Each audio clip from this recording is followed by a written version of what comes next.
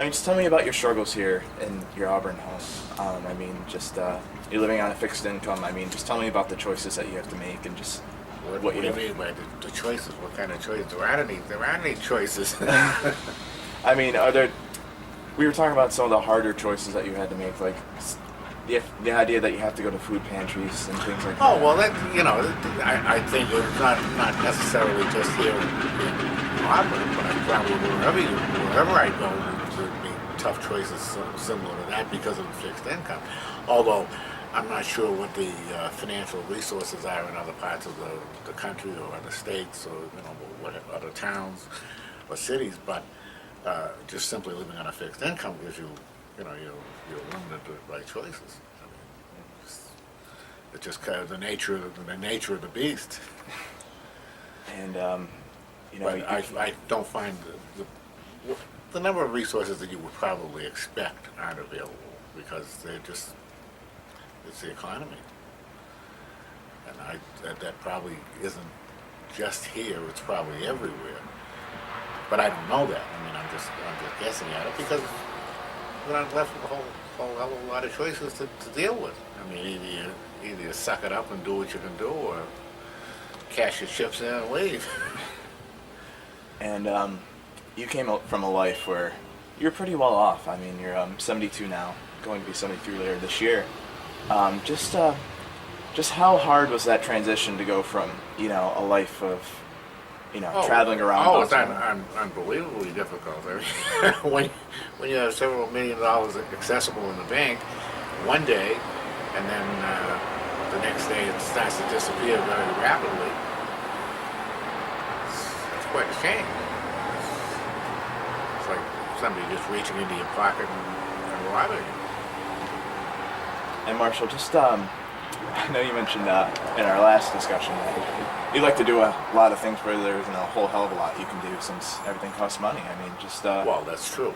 That's true. Limited, very limited. I mean, ordinarily I would be out somewhere or going somewhere or doing something, but now it's sit in front of the television or on the computer, and that's pretty much what I'm limited to. I mean, you may wonder why I'm dressed so elegantly, but it's only because you have to deal with the dogs because I'm around the house most of the time. There's no sense getting changed and just changing because I'd be changing half a dozen times a day. As it is because I have to walk the dogs. Well, I have to exercise them in the backyard half a dozen times a day. I mean, I change socks 6 times a day. I mean, who the hell does that? And do you see your situation turning around at all? I mean, I know you. I don't see anything in the immediate future unless you get lucky and hit the lottery, maybe. Who the hell knows? Either that or drop dead, one or the other. That's about the choice you have. Because I mean, I don't see that the economy is going to improve drastically in the near future. So that doesn't leave many opportunities to do anything else. I mean, it doesn't provide the city, the state, or the county, or local areas with enough funds to spread them around for people who need them for whatever reason. So you're left with what there is available at the moment, which isn't very much. And I mean, the idea of going to a food pantry is almost alien to me. But if I want to survive, I have to. I mean, I would much rather go to the bank and whip out a credit card and pay for everything with that, and not go on my way. And the hell with the food banks.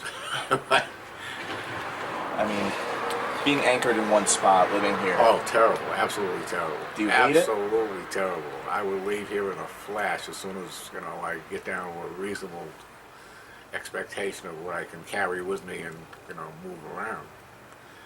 But I mean, I'm stuck like a butterfly on a pasteboard at the moment. And you mentioned it bugs the I guess the word is hell out of you. Do you hate it? I mean, is it something? Absolutely, absolutely. This is, I mean, when I got my driver's license at 16, I was history as far as my mother was concerned. She never saw me. And I would say conservatively, I've probably driven myself personally 3 or 4 million miles in my life. I mean, never home. I mean, I used to put 80,000 miles in my car while I was going to school and working after school. Put 80,000 miles a year plus work and go to school. That's made you not home very much. It's worth the distance. And but here you are, and you're going to food pantries and just trying to make ends meet. I mean, what do you see at the food pantries though? I mean, some of the other people you see there. Well, like I told you when we did the interview, comparing myself to other people who go to food pantries, I think I'm pretty good. I mean, I've lived a charmed life almost compared to them. I mean, because these people, for the majority of them, have never left here. They were born here, they've lived here their entire lives, and struggled the whole length of time, and they will very likely die here without ever experiencing even a tenth of the things that I've done in my life. So, for myself, I consider myself very fortunate. I mean, I'm not looking down on these people because they had no control over what's happening. And I don't want to be condescending or anything about it to them because, they're obviously doing the best they can. I don't think anybody wants to go to a food pantry. I don't think anybody. I mean, I've never met anybody who said, "Oh hell, I'm happy to be here. This is where I plan on being for the rest of my life." I've never heard anybody say that. Oh, I want to get free clothes from that somebody's giving away that they're never going to wear again. That somebody's worn all their life and probably died. I mean, that's ludicrous to even think that. And I mean, and like I said, as nice and as seemingly generous as all the outfits are that give things to these food pantries and these clothing places, they're not doing it out of a sense of it's the right thing to do or they're magnanimous about it, but they're doing it for a tax write. Wegmans, Walmart, every single one of these places that move food to the food pantries, they get a receipt for it. The reason they get the receipt is not to prove that the guy delivered it to them, but to get a tax write-off. And they get the full market value of everything they give to the food pantries. And like I say, it's nice of them to do it, but they're not doing it out of the kindness of their heart. They're doing it for a business purpose. And that's what businesses do, make money. And Marshall, you're coming from, you're a Katrina survivor, what you called yourself as a Katrina refugee. I mean, just how was the transition there, going from Louisiana, coming up here, I mean, after the storm? I mean, can you just tell me about that? I don't understand what do you mean, how was it to come up here? Was, Well, it tough? the purpose of coming here was the fact that the real estate values at the time, the real estate market hadn't tanked. Mm-hmm. And the area from Auburn to Buffalo, Pittsburgh, Detroit, were the only areas of the country where the real estate market hadn't gone through the roof. So this was the only affordable area to come to. Was Katrina like the straw that broke the camel's back? Oh yeah, absolutely. I mean, Katrina left me with virtually nothing.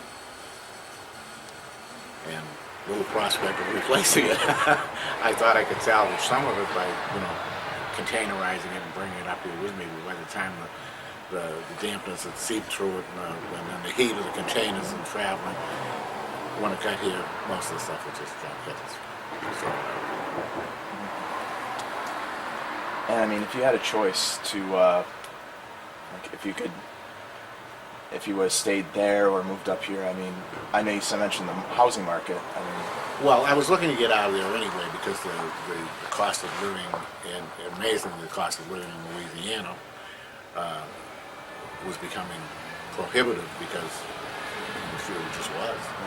In July of 2005, my utility bill, just the electricity alone, was $629, and no prospect of getting any cheaper. My mortgage was only $40 more than that. I mean, when you do go around the food pantry and things like that. I mean, how bad do you see people struggling in Auburn? Like, how bad is it? Oh, very bad, very bad. For instance, I make a joke out of, dressing like this because I have to take care of the animals. There's no sense in changing frequently. The majority of the people that go to the food pantries, women in particular, are dressed. I don't want to say anything bad about them, but I mean, it's horrible. It pains me to think about it because these people could look a whole heck of a lot better if they had the means to look better.